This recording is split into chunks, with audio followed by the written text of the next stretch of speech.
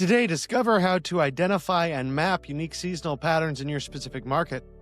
Learn the strategic staffing and inventory framework that perfectly aligns with predictable customer flow changes, and uncover how to create promotional calendars that turn traditionally slow periods into profit center.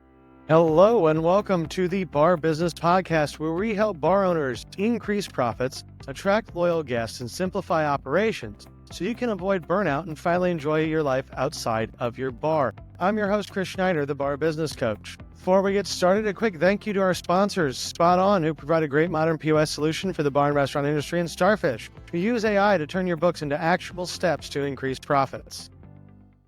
So today we're talking about strategic planning, and we're going to talk about how to generate a seasonal customer flow calendar. Now, we're right at the point of the year where kids are going back to school.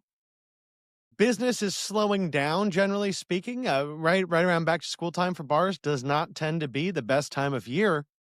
And so we're going to talk about how you can look for those seasonal patterns in your business, whatever they may be, and then how you can adapt your business based upon seasonality. Now, the main thing to remember here is that a lot of times we look at it and we go, oh, well, business is just up and down a lot. But there are predictable seasonal patterns that we can identify. And so depending on where you are in the country, right, maybe you're in a spot that has huge summer tourism. And so you're getting ready to wind down for the whole year as we get into fall. Or maybe you're in an area where fall leaves and the changing colors generate tourism. And so you're going to see a spike up. Or maybe you're just in the suburbs. And right now, as far as your year is concerned, with all the kids going back to school, that creates a slower period of year for you. So regardless of your seasonality, we're going to talk through how you can create a seasonal customer flow calendar that will allow you not only to predict these shifts, but prepare for them and turn what used to be chaos and slow seasons where you're just hoping and praying that things get better into predictable, actionable items that you can work with. And this system we're going to talk about, it'll work for any bar in any market. And you can implement it right now. So let's start by, how do we identify seasonal patterns? Well, the easiest way to do this is pull sales data. Now, the more sales data you have, the better. So get 2 years worth of data if you have it, pull it out of your POS system, and quite frankly, make a graph. Now, depending on your POS system, it may make the graph for you, it may not.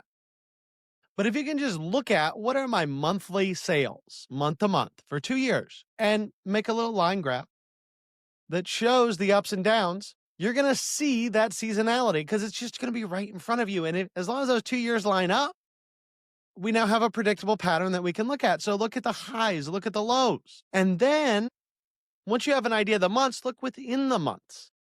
Because we want to not just look at holidays. We want to not just look at, is it spring, is it summer, is it fall? But we want to look to local events, weather patterns, school schedules, tourist cycles.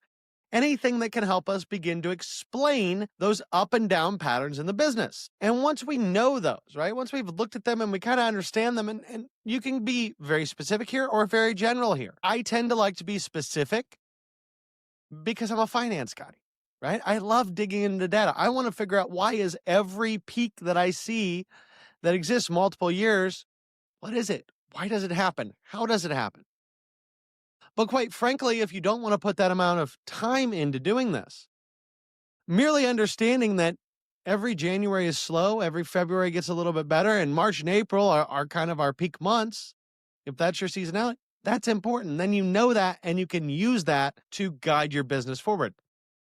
So once we've identified where those patterns are, and again, the easiest way to do that is just to make a graph and look at it, how can we plan around those ups and downs? Well, the first thing we want to do is create staffing patterns for those ups and downs in our business. And essentially how you do that is you say, okay, what is the average? So if throughout the year you see your seasonality on your graph is going up and down, and let's say it goes, we'll just pick some easy numbers here. It goes between 75 grand when you're slow and 125 grand a month when you're busy. So there's a $50,000 range.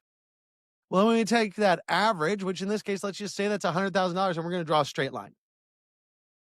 And when it comes to staffing, we're going to say, okay, at $100,000 in sales, what should my staffing be? And go ahead and write out, not necessarily a schedule, that says, I want Amy to work and oh, I'm going to need Jim too, but more just a list of positions and how many of them you need. So in at $100,000, which is my average sales level throughout the year, I need 3 servers, 1 bartender, a bar back, and 2 cooks, or whatever that may be for your business. So now we've established kind of our baseline schedule.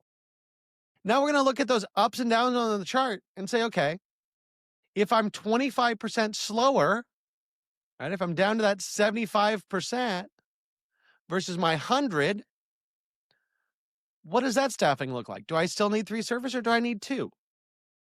And so make your standard schedule and then implement what those lower and higher numbers look like. Now, we know when we're going into the busy season and it comes to staffing, we need to really focus on training. So you should also use this seasonality to guide your training. When it's slower, train more. When it's busier, train less. I think that's pretty obvious to everyone, but it is an important thing to keep in mind. Now, once you figure out your staffing, we want to do the same thing for inventory and purchasing. So you should be looking at your P mix on a regular basis so that you understand what you're selling and how much. But again, what we're going to do is we're going to create that baseline number. So in our example, if your monthly sales range between 75 and 125 grand, and your average is $100,000, we want to say, okay, at $100,000, what does my inventory need to look like? What am I going through based on your P mix? And this is particularly important to do with different liquors. If you think about something like chartreuse, let's say, chartreuse has been popular because of paper planes, but it's also been hard to get because the monks don't want to make any more than they're making right now. So what can you do with that? Well, you can maybe buy a little bit in the slower seasons and know about that and stock up for your busier seasons. So in hard to get inventory, we can use seasonality and kind of what people are purchasing around us to guide our purchasing. But we also know that our pars need to move up and down in relation to sales. So once we've established our baseline inventory, our baseline pars at our average sales, we can see sales going up and down and then adjust those pars appropriately across the different seasons that we have in our business. Now, the other thing that we are going to do as we do this is we're going to set realistic revenue expectations, right?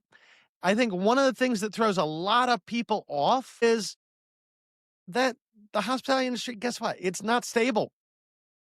This is not selling software where, it's $20 a month every month from every customer. This is going to have a lot of peaks and troughs in your sales. So we can set those realistic expectations for our revenue.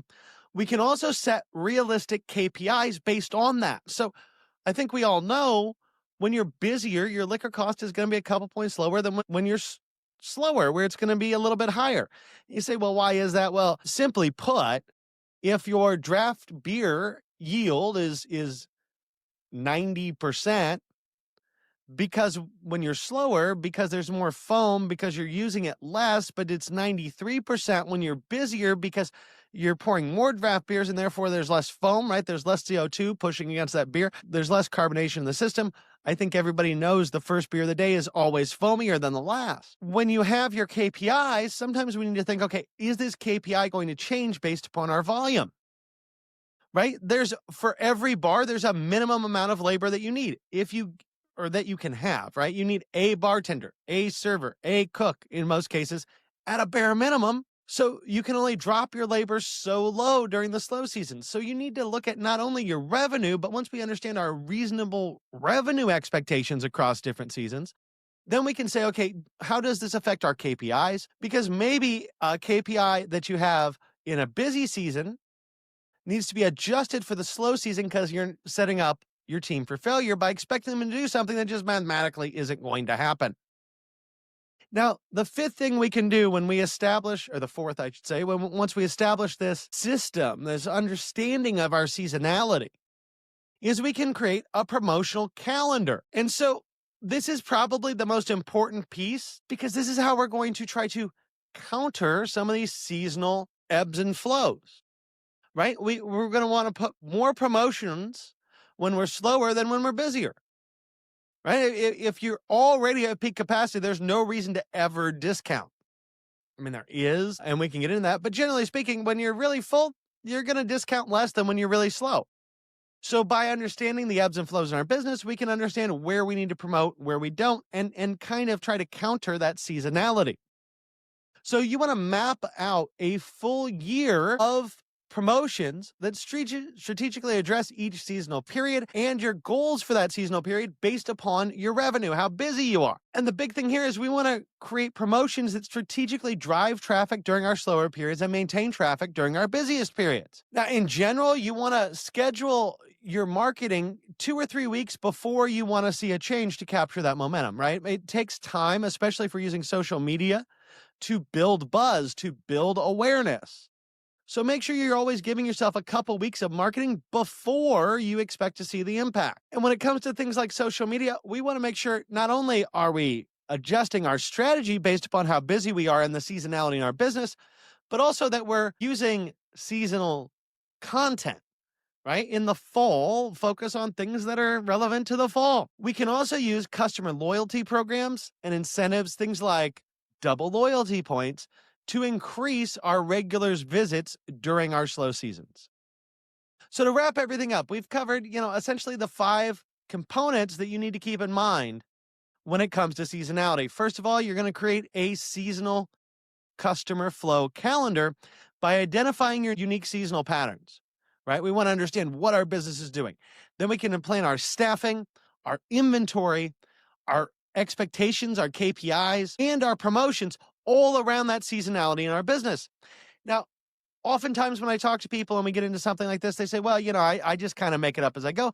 That's not going to work because we want to take a strategic approach to our seasonal planning that will help transform us from being reactive to proactive in our management in all ways, but largely based around our financials. We can prepare for busy times then before they arrive and optimize our costs, staffing, and promotions to blunt the impact of slower times on our business. So again, to start, all you need to do is map out your historical sales data month by month and identify the patterns you see, then think about what that will happen. So I encourage all of you to go ahead, look at those, map those out, and see what you can do to make your business more efficient and better.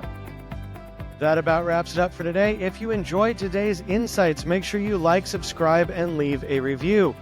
If you are ready to take your bar to the next level, schedule a strategy session with me by clicking the link in the show notes below.